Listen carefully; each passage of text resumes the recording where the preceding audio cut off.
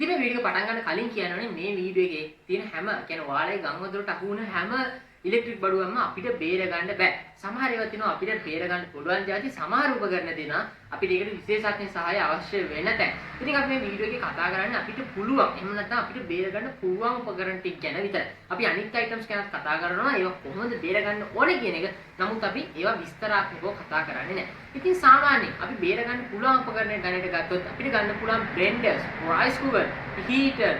එතකොට අපිට ගන්න පුළුවන් rice cooker, blender, heater, fan වගේ જાති ඔයාලට ගොඩක්ම ලේසියෙන් බේර ගන්න පුළුවන්. මොකද මේ අයිටම් ගොඩක්ම මෙකැනිකල්. එහෙම නැත්නම් ඩිජිටල් පාර්ට්ස් අඩුයි. PCB ගොඩක්ම අඩුයි. ගොඩක්ම තියෙන්නේ මෙකැනිකල් ස්විචස්. ඉතින් මේ මෙකැනිකල් ස්විචස් වලින් මේක ක්‍රියාත්මක වෙන නිසා අර මම ඔයාලට කලින් කිව්ව අයිටම්ස් ගොඩක්ම ලේසියෙන් ඔයාලට බේර ගන්න පුළුවන්. නමුත් අපි ගත්තොත් වොෂින් මැෂින් එකක්, TV එකක්, ප්‍රොජෙක්ටර් එකක්, ලැප්ටොප් එකක්, කම්පියුටර් එකක් ගත්තොත් ඒක ටිකක් සීරියස් කයින්ඩ් එකේ. එහෙම නැත්නම් ටිකක් මහන්සි වෙන්න ඕනේ. සහ අපිට විශේෂයෙන් දැනුමක් අවශ්‍ය වෙනවා මේ වගේ අර මම කලින් කිව්වා වගේ අයිටම් එකක් රිපෙයාර් කරනවා නම්. ඉතින් මේ වීඩියෝ එකේ පළවෙනිම බ්ලෙන්ඩර් එකක් ගලවලා අපි ඔයාලට එක්ස්පීරියන්ස් එකක් දෙනවා කොහොමද ගම් වතුරට අහුන බ්ලෙන්ඩර් එකක් ඔයා සුද්ධ කරගන්නේ සහ නැවත පාවිච්චි කරන්න කියන එක. ඉතින් මේ වගේම තමයි අපි ගත්තොත් හීටර් එකක් වගේ දෙයක්. එහෙම නැත්නම් හීටින් එලමන්ට් එකක් තියෙන දෙයක්, ටෝස්ටර් එකක් වගේ දෙයක් වුණා ලේසියෙන්ම සුද්ධ කරගන්නේ. ෆෑන් එකක් වුණා.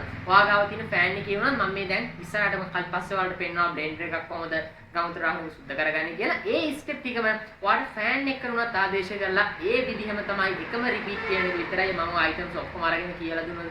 ඔයාලට කියලා දෙන්න වෙන්නේ මම ඒක නිසා ඩීටේල් ඔයාලට බ්ලෙන්ඩර් එකක් අරගෙන කොහොමද මේක කරගන්න ඕනේ කියන එක ගැන කතා කරනවා.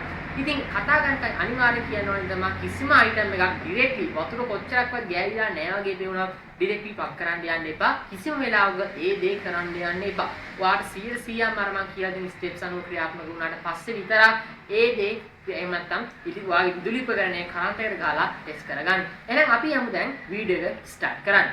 මේක කරන්න කලින් අංක 1ටම කරන්න ඕනේ. ඔයාගේ බ්ලෙන්ඩර් එක ෆිසිකල් ඉන්ස්පෙක්ෂන් එකක් කරන එක. ඒ කියන්නේ සාමාන්‍ය ඔයාගේ බ්ලෙන්ඩර් එක බාන්න ඔයාගේ හොඳට වටේ. ඔයාලට සාමාන්‍යයෙන් තේරෙන්න ඕනේ මේ ප්ලාස්ටික් කේසින් කැඩිලාද? යට නොබ්ස් කැඩිලාද?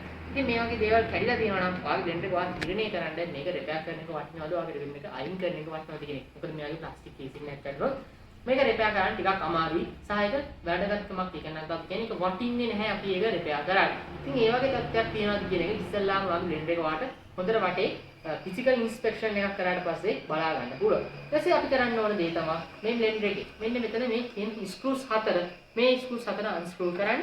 අන්ස්ක්‍රූ කරාට පස්සේ ඔයාලට පුළුවන් මෙන්න මේ මෙහි තියෙන මේ නොබ් එක ලේසියෙන්ම ගලවන්න. ඔන්න ඔය ගන්නට අල්ලන් ඉන්න මම ඕනේ නැහැ. ඊට පස්සේ ඔය ස්ක්‍රූ 4 ගැලවුවා මේ නොබ් එක ගැලවුවා. ඊට පස්සේ මේ මෝටර් එක ඔයා මේකේ රිමූව් කරන්න. ඔයාගේ මෝටර් එක මේ ඩිජිටල් බ්ලෙන්ඩර්ස් වල නම් මේ වගේ සර්කිට් එකක් තියෙන මෙච්චර ලොකු සර්කිට් එකක් නෙමෙයි. සාමාන්‍ය සර්කිට් එකක් තියෙනවා. මේ සර්කිට් එකේ පින් තමයි ගොඩාක් ඒ වගේ කනෙක්ට් කරන්න තියෙන්නේ. ඒක ගලවලා අයින් කරගන්න. ගලවලා අයින් කරගත්ත පස්සේ ඔයාගේ මේක නිකන් ප්ලාස්ටික් චැසි එක විතරයි. මේ ප්ලාස්ටික් චැසි එක ඔයා හොඳට හොදලා සාමාන්‍යයෙන් අවසක්වත් ඔයාගේ එළිය අවුවේ වේලන්න තියෙනවා. ඒ නිසා අපි දැන් මේ ස්ටෙප් එක කරලා ඉවරයි. අපි දැන් මේක තියනවා පැත්තක. ඊට පස්සේ අපි යනවා මේකේ මැදගත්ම පාර්ට් එක මෙන්න මේ මෝටර් එක ගැන කතා කරන්නේ. ඉතින් මම මේ මෝටර් එක කරන්න ඕන පළවෙනි දේ තමයි මෙන්න මේ හොඳට ඉන්ස්පෙක්ට් කරලා බලන්න මේ මෝටර් එක හිර වෙලා තියෙනවද මේ වතුරට මඩ ගිහිලා කියන එක. ඒ කියන්නේ මේ කොයිල් සවුත් වෙලා තියෙන්න පුළුවන්. මේ වගේ නිකන් මලකඩ වගේ කාලා තියෙන්න පුළුවන්. මේ වගේ දෙයක් වෙලා තින්දී මේක හොඳට හිර වෙලා කැරකෙන්නේ නැහැ වෙන්න පුළුවන්.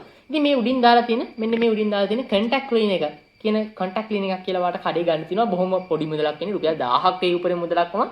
ඉතින් මේ කන්ටැක්ට් ක්ලීන් එක අරගෙන ඔයාගේ මේ තියෙන පාර්ට්ස් හොඳට ක්ලීන් කරන්න පුළුවන්. මේ කන්ටැක්ට් ක්ලීන් එක පෙට්‍රල් කොකාකෝලා වගේ භූමිතෙල් වගේ જાති පාවිච්චි කරන්න යන්න එපා. මේ ඔක්කොම පාර්ට්ස් ටික සුද්ධ කරාට පස්සේ මේ වාගේ මේක ඇතුළේ තිබ්බ මේක අර මෙහෙම බටන් සොබන් තියෙන මේ මෙහෙම පොඩි ඩිස්ප්ලේ එකක් එහෙම තියෙන බ්ලෙන්ඩර් එක ගන්න. ඒකේ තියෙනවා මේ වගේ සර්කිට් එකක් පොඩි සර්කිට් එකක් මේ වගේ ලොකු නෑ. ඒකත් හොඳටම කන්ටැක්ට් ක්ලීන් එකක් පාවිච්චි කරලා සුද්ධ කරන්න. ඊට පස්සේ මෙන්න මෙතන මේකේ තියෙනවා මෙන්න මෙතන ඇතුලේ ෆියුස් එකක් මේ ප්ලග් ටොප් එකේ මෙතන ඇතුලේ ෆියුස් එකක් එනවා. මේ ෆියුස් එකත් අනිවාර්යෙන් ගලවන්න පුළුවන් ලේසියෙන් මෙන්න මේ පින් දෙක ගලවලා අනිවාර්යෙන් මේ ෆියුස් එකත් හොඳට සුද්ධ කරන්න. ඊට පස්සේ ඔයාලට පුළුවන් මේ බ්ලෙන්ඩර් එක වතුර නැහැ කියලා 100%ක් විශ්වාස කරගත්තට පස්සේ ප්ලග් කරලා බලන්න 90%ක්ම මේ වටේ ටික ඔයා හරියට කරා නම් වගේ බ්ලෙන්ඩර් එක නැවත වැඩ කරන්න ඕනේ. ඉතින් මේක තමයි. ඉතින් ඊළඟ දේ තමයි ටෝස්ටර් එක. ඉතින් ටෝස්ටර් එකක් වගේ හීටින් එලිමන්ට් එකක් තියෙන දෙයක් ඔයා රිපෙයාර් කරන්න යද්දී අර මම ඔයාලට කලින් බ්ලෙන්ඩර් එකේ කිව්ව ස්ටෙප් එක තමයි ඔයාගේ හීටින් එලිමන්ට් එක බලන්න ඒක මලකඩ කාලා තියෙනවද කියන එක. සාමාන්‍යයෙන් ඔයා ටෝස්ටර් එකක් අයන් එකක් ගලවුවට පස්සේ හීටින් එලිමන්ට් එක බලා ගන්න පුළුවන්.